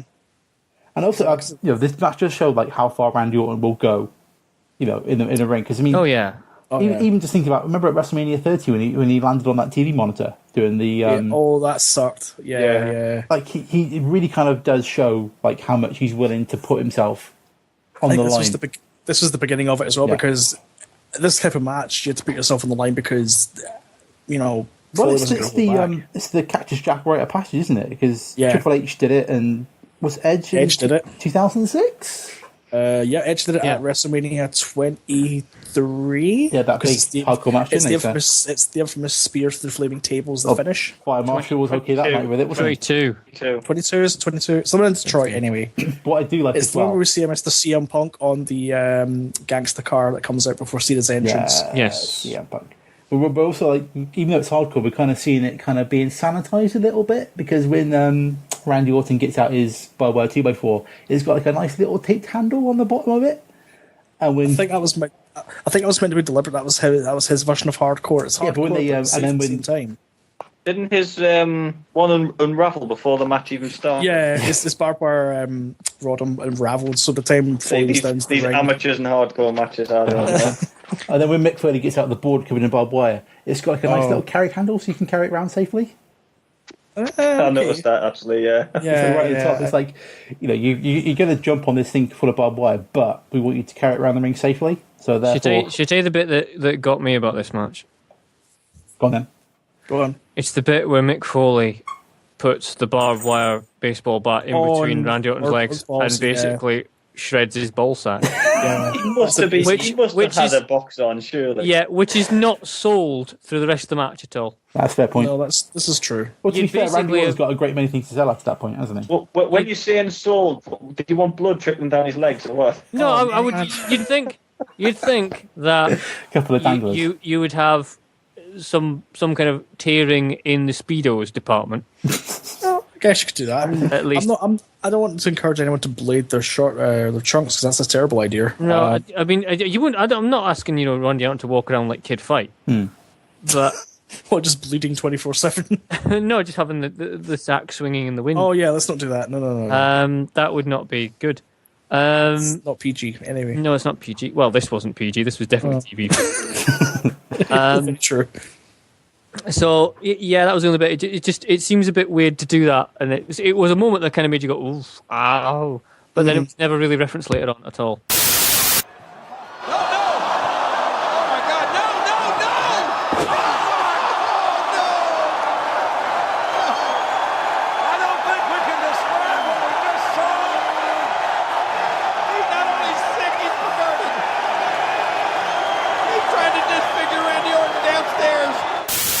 I quite like they also they stick to the rule that when Foley brings out some kind of weapon, it always backfires on him. Well, exactly, because that's why Randy goes into attacks. Yeah, because Randy brings it attacks, Randy goes into attacks. Yeah. Foley brings out the thing. Foley lands on the big spiky wood thing. Foley brings out the 2x4. He loses by getting an RKO into the 2x4. Yep. By the time the match ends, Randy Orton's in such a bad state. He's literally crawling his way out of the arena. He is beaten. He is bloodied. He's tacked. But he's survived. He's survived the toughest challenge up to that point. This is my little thing with the match. Is Cactus Jack or Mick Foley, whatever, is retired 4 years previously to this match. Mm-hmm. Mm-hmm. And then everyone he's ever come back for to wrestle since, he loses to. So there was no dispense of disbelief. I don't believe anyone believed Mick Foley was winning this match. That's the point. That's a fair point. The point I would make as well is the fact that at no point during the match, if we're going to be talking about matches for the Intercontinental title, does anyone else think that the Intercontinental title itself is a bit of a sideshow to this? I think it's no you don't be a non-title. You don't. Yeah, exactly. It might as well have just been for the non-title, because at no point do you think Mick Foley really wants this Intercontinental title. Because the promo before, it's all about Orton being the legend killer, isn't it? And then being trying to take down Mick Foley. It's more about Foley trying to stop him rather than being the champion. So to counter that point, though, the reason why he's calling himself the legend killer, the reason why he's got such bravado, is because he has that belt. Without that belt, he can still be the legend killer, but he's got shit off the show for it. There's also some great GR lines in this match. Yes. Take a good look at his face. He may never see it in this condition again. Because I think that Randy Orton may be in store for a restaurant quality beating here tonight at Backlash. What does that even mean? Does that mean I'm not like quite sure. Foley's going to come out like a nice little chef's outfit and flambe him, as Cameron confirmed Yeah, earlier? maybe he's a flambe chef. That's where the restaurant quality comes in. Well, look at the menu. I'll take a side order of thumbtacks and a heavy portion of hardware cutting, please. Thank you. Hey. Because he does hardware, doesn't he? I don't think he blades when he first gets busted open. I don't think so. It's kind of cleared up towards the end, though. That's a fair point. True. When he's at the top of the ramp celebrating with Batista and Flair, he's not really glued in maybe that it wasn't effective. It's not an Eddie Guerrero against GBL. No. Oh, Christ. Judgment Day where the blood's just going crazy. It's not that far up the mood scale, but I mean, it does give some good value. Like the pincushion thing, that kind of puts this match into some kind of hardcore Hall of Fame, but it's not an IC Hall of Fame. I'd go along with that. It's a good match and far the hardcore thing, but it's the Intercontinental title as a backdrop to it. It's not integral to the match. No, I wouldn't say so. Still better than yours. And it's the worst belt. No, it's not. It's the worst belt. It's literally the worst belt. Oh, now, Mr. Patterson, what happens to the North American title if, in fact, you are the Intercontinental Champion? Well, let me tell you something. First of all, the Intercontinental Champion represents a lot of money and a lot of prestige, and represents a lot more prestige than the World's Championship belt, because you know why? To win that championship, I had to beat 15 of the best wrestlers in the world in the tournament, and I came out on top. So I don't care who the world's champion is. I am the Intercontinental Champion, and I'm the best in the world today. Now, as far as the North American Championship belt is concerned, I really don't care what happens to it, because now I'm up to bigger things. They'll probably have a tournament or something. I really don't care. Now I'm up to bigger things. You're looking right now on your television screen at one of the best wrestlers in the world today, Pat Patterson, the new Intercontinental Champion. Now, how do you like that to see me on your television screen? We thank you for your time. The Grand Wizard and Pat Patterson. Before we go, they tell me you have a lot of class. Why don't you shake my hand and congratulate me? Congratulations. Well, thank you. Thank you very much. Pat Patterson and the Grand Wizard. We shall return with more wrestling action in just a moment. Right, so there's the four. The fatal four-way. Yep. So, which one's the best? It's mine. Good. Well, in the podcast then. See you all next week.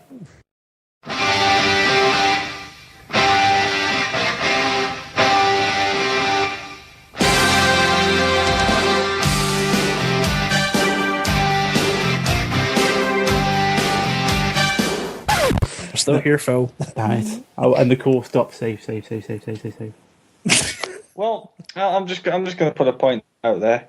It seems that we've all chose four matches, which would technically fall into four completely different categories. Because you got Phil's was obviously, his was the match told a beautiful story. Mm-hmm. Mine was a wrestling clinic. Cam's was the king of gimmick matches, and Euan's was the king of hardcore matches. So it's like all of them have got their own little niche spot. Yeah, but one's got to be best though. Wow. Don't be applying logic to this, please. Not like an hour and 15 into the recording.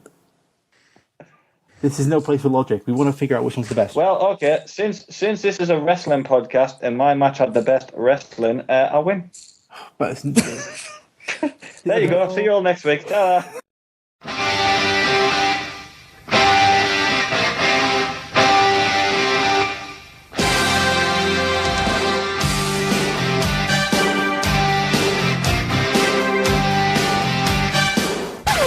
Not the best wrestling story though, which was contained within my match because it's not a ladder podcast, is it? I mean, I can't wait for next month's ladder podcast where we discuss the perfect angle to wash your windows on. Is it? I can't wait for that one. He makes a fair point. I think as a pure wrestling match, it's between mine and Al's. That's where I'm going to put this. But is pro wrestling always about pure wrestling? Yeah. No. It is. No, it's a complete thing. As I already said, experience. it's location, it's performance, it's ability. DIY utensils. Which I believe my match had all. No. Shut up, Al. It had a soap opera storyline. It had fireworks. It had fireworks. It had Wembley Stadium where we won the World Cup. What more do you want? How's the beer flowing at Andy's house, Al? I'll tell you what, I've had a great time tonight. I've enjoyed this podcast. Yeah. Can't believe you invoked the World Cup on us. I can't wait for next month's New Japan special. No, I'm not trying to get a rise out of Al. Yeah, you are. I kind of am. How are we going to settle this? Sort of. I win. No, you don't win, Euan. So we'll toss a square, and I think we immediately discount Euan's. Let's just get that out of the way. I'm going to put a big cross through that. Oh, well, fuck you. Boom, cross, gone. Because fuck you guys. By then, But I think it's the worst belt, Euan. Just deal with it. Well, this has been the last episode of the Conquistabores. It's been a pleasure. We're all just going to fall out with each other. This was a bad idea, Cameron. Ewan's match definitely brought a different slant to all of ours in the sheer brutality of it, because I don't think WWE will ever go close to that again. I don't think so. Not anytime soon. If you were to ask any kind of ordinary wrestling fan, what's the best Intercontinental title match, and they were to make like a top 3, would Cactus Jack Orton be in it? Probably not. There you go then. So it's fourth. That's fourth. But I thought you put a valid argument. Yeah. Well done, Euan. You did good. Yay. So then we immediately discount. I got the medal for participating this month. Yeah. So now that Euan, if we're going to put Euan's in fourth, Euan technically can side with someone else and support their argument. Oh, hello. Exactly. So I put the casting vote. So convince me, fuckers. Unless we start getting a bit of an order going in this thing. So Euan, if not yours as you picked tonight, who would you go for? WrestleMania 10. At 2, Euan. At 2. Let me bring in. Let me bring in a very quick guest to the podcast. My sleeping child, Ethan. What do you think? Mine's the best. It is. Oh, good. Let's draw them. Ethan, do you know that your dad's not your dad? He does know that. Don't bring the kids into this, Savile. Oh my god. Cameron is fighting very dirtily here for his win. Yeah, I think he's getting a bit. He's still fighting below the belt, really. It's getting a bit. It's getting a bit niggly, isn't it? You know. Anyway, starting to go up a little bit. So we've already got 2 votes for WrestleMania 10. So 50% of the podcast is saying WrestleMania 10. Get him invoking statistics. Now it has to be. Hey, this is politics. So now, like, if say Phil and Al were to come up with another match, like agree between the two of them, one of their matches to put forward, then we'd have a 50-50 split and we could work from there. But are they going to agree? No, I'm not going to agree because my match is better. This is where the problem, because I love the Piper match to bits, but as a wrestling contest, it just can't compare to SummerSlam. It hasn't got that big. It's a big match, but it's bumped down the card. I mean, you've got Hogan's match above it. You've got Flair's match above but it steals the card. The quality of it stands above the rest of it. I don't, because I think I think Savage Flair was a better wrestling match on that card. Actually, I think because when I was watching the WrestleMania 10 bit to watch that match, just before that they show their Coliseum video highlight of WrestleMania 8. Yeah, and they pick Undertaker versus Jake the Snake as the highlight of the card. Of course they do, because bloody Hogan's in. So therefore, Flair's in thingy. If my Piper match isn't as good as that match, and the Undertaker match isn't as good as the Davey Boy Hart match, I'm gonna have to go with that match, aren't I? To apply logic to the situation to get to a decent finish. So I will now. I will side with Alan. Does that mean then, Phil, that your match is third?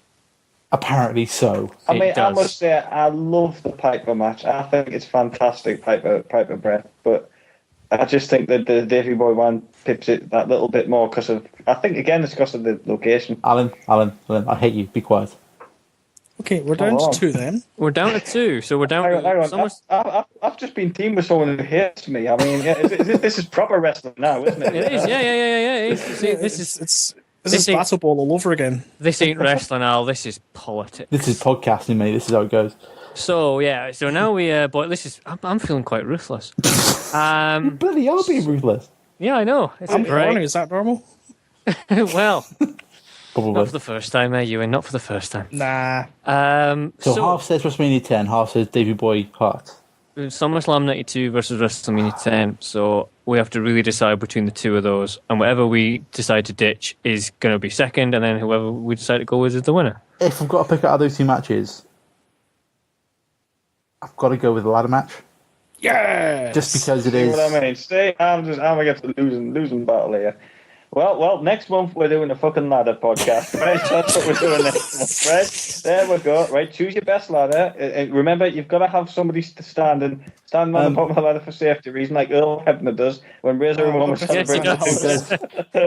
I was going to mention that, actually. I like how Earl just kind of counterbalances Razor Ramon so he To doesn't get into the fall shot. off a twisted ladder. Well, I mean, kind. I watched the ladder match when it was on. It wasn't like it was on show night, but when it was first shown on Sky, and I was in awe with it. Like, I want Michaels to win something, he didn't, but it was something so different that we've ever seen before at that period of time. Exactly. But my argument why I didn't choose the ladder match myself is I just think the concept's been done to death. And sadly, that match seems to have been shown on every clip show. Every time a ladder match comes up, you see the same bloody clips. Don't go saying that because it's a victim of its own bloody success and It is. brilliance. It's a victim of its own success. And as far as the gimmick being done to death, that's not Razor and Shawn Michaels' fault. The gimmick wasn't done to death on the actual night in Madison Square Garden. Whoa. I thought this was a friendly podcast. I think you've taken this part. Al, I love you like a brother, but you're wrong. Exactly. I agree with Cameron. Are you in work tomorrow? Yes. Right. You two can, like, what's that bunch or supposed to mean? It'd be a fist fight amongst the glasses. But it's like when The Matrix comes out, that was a genre-defining film that changed how the industry worked, basically. The 2 Matrix sequels come out, and it degrades the first one because of how bad the second 2 are. Yeah. And I think it's that affecting this ladder match. Because of all that's followed it, you can't help but, when you watch it, it looks cliched because it's doing new things that have since become cliched. But it's hard to watch it with fresh eyes. But I did watch it with fresh eyes. Best. I did watch it with fresh eyes, and it did change how things work. It did, it moved things on. It was there's like a shift around that match to where things are pointed. So it's an all right match that wins this podcast, apparently. Oh, thank you. And Alan, my favourite ladder would be the one that Stardust had at WrestleMania 31.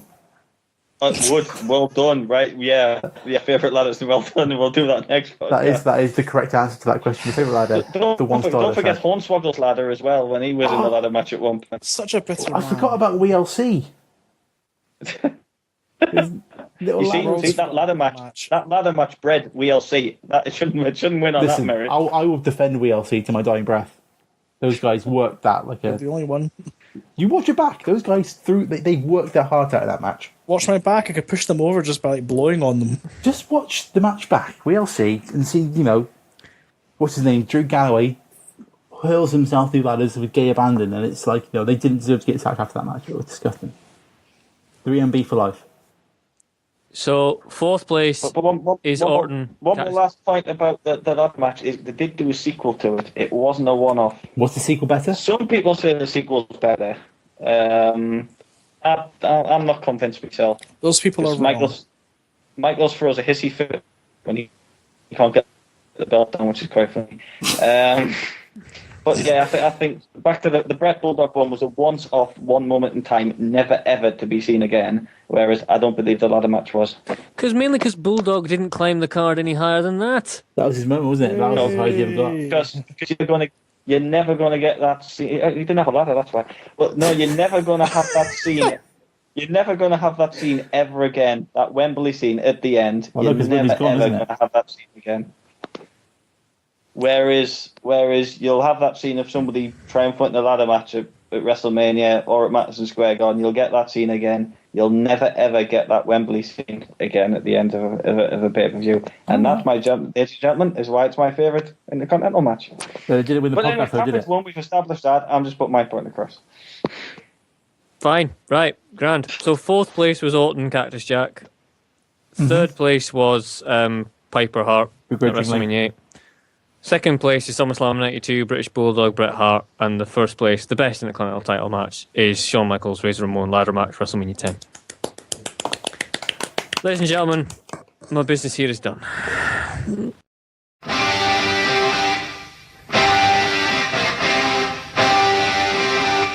So, what are we doing next month? We might have a guest. Yeah, we Oh, might have a yes. guest next month. I'm not telling you who, though. No spoilers.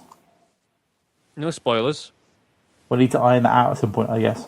I think we will, yeah. So, Yeah. the question I was going to ask is, are we going on the next pick for pay-per-views, which would be Al? Oh, God. Well, if we pick Al, we'll be completing the SummerSlam trilogy, wouldn't we? I don't know if I'm going to choose that now, or of course, I thought you were doing the best of ladders. I don't even know why we were discussing this. The best DIY pay-per-views out there. Well, that's the one with Randy Orton with a pin cushion, isn't it? So we really talked about that match. I'm trying to think of hilarious DIY pay-per-view, but I can't think of any off the top of my head. Dear God. Anything TNA ever put on? TNA wallpaper, I can't. Wixmageddon. Total non-stop adhesive. Shower Ring of Honor. I see, this is how I've started something out. I like it when it goes down these things. Oh, dear God. What? Cabinet making zone wrestling. Cabinet making zone wrestling. Carpet zone wrestling. And now it's Dave versus the IKEA flat pack. I'm gonna mess you up. And of course, there's C4 attached to it because, well, why the fuck not? He's bought out the ratchet. Holy shit. Holy shit. Holy Did anyone ever see the Dildo Mania match from last year's Tournament of Death? No, I have not seen that. You've not seen the Dildo match from last year? I'll Google that again. Insane. You need to. Did Vince Russo make that? It sounds like something he would. No, there was a match Like, last year at dildo on a CCW pole. Tournament of Death that. Well, there was a dildo on the pole, yes. Hey! But the match was basically everything with dildos attached to it. Obviously. That's how it works. And of course, there was a Japanese wrestler involved because why not? Why not? Brilliant. Insane championship wallpapering. Yeah. In your show house. Oh, I like that. Oh, yeah. That's good. That's good. That's good. In your house, beware of the dog, so please wipe your feet on the mat before you come in. Beware of the dog, postman. Believe it or not, this is one of the non-Tournament of Death matches they've got, an LOL match, which stands for ladders, orange sacks, and Legos. Oh, Legos. Lego. It's just Lego. Yeah. Lego is both the singular and plural. If I could go to America on a mission to declare this to the country. Do you really want to go to Delaware? It's not Legos, it's Lego. Lego is both the singular and the plural. All right, Dad. Well, we should let go of this podcast and wrap it up. We probably should, yeah. But we never actually established if Al's picking the pay-per-view next month. Well, it is Al's turn. It is Al's turn. Well, I'm not fussed. I mean, if the other guy wants to pick it, I'll go with that. All right. Do you want to let the guest pick then? So long as it's no shite, yeah.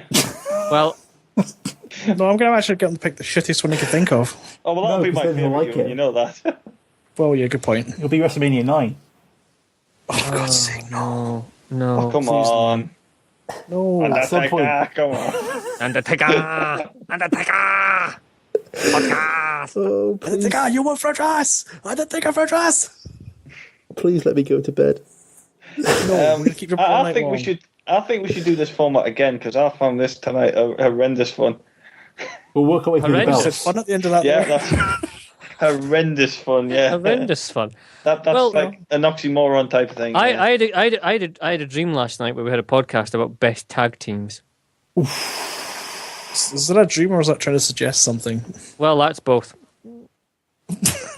So that would be my vote for what we do if we use this format again. Well, we'll definitely consider that, won't we? Can I pick supply and demand? Are we doing that now? Where we'll each pick a pay-per-view like in order. Once we've done 4, the 5th episode will be like one of these round table ones, and then we start again. I like the idea. That's not a bad idea. That. How's about that? I like it. Look, so once we do we'll do the guest one next month. He can pick the pay-per-view. It's a he. And then oh God, sorry. Spoilers. Maybe I should get them. Professor Lee. No, do that stupid thing where he goes, I think I've got it. You know that one. That should do it.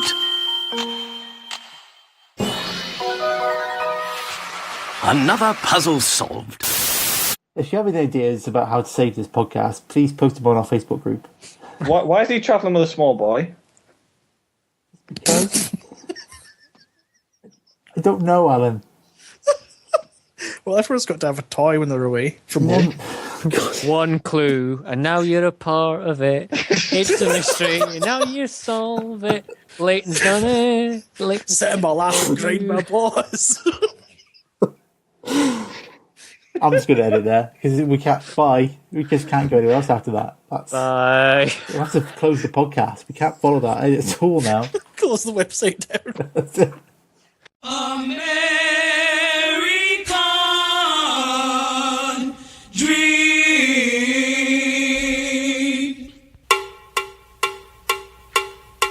He's just a common man, working hard with his hands. He's just a common man, working hard for a man. Hey, he's American dream. Hey, he's American dream. If you're black or white, redneck, funky, that's alright. Blue-eyed with a lot of soul, common man has got his gold. Hey, he's American dream. Hey, he's American dream. Just a quick quiz. Best Dusty Rhodes promo. Is it the Hard Times promo? It's pretty good. Hard Times one. The Hard Times is good. Also, the Pork and Beans one's good as well. I've been done many ways with Kings and Queens. I was in the slam, Pork and Beans. I liked that's how his name's spoken. He said that's like how he picked how him picked his name. Tell them the dream said that Sami Zayn is the name. Yeah, the hard Times one. The way he comes out and he's all quite nice and normal, and he just gets revved up. And by the time he gets to the end, he's ranting and raving. He feels Ric Flair been like taking all of his clothes off by this point. What's on there already? The Dusty Rhodes Flair rivalry episode of that on Network. That's good. That's good. Watch that is. I recommend that. They had that on the main page when I went to it the other night. Yeah. Got a great bit with them. The cage match where Dusty wins the NWA Championship is fantastic. What's that? Starcade 85, isn't it? I think so. I'm sure it is. Starcade.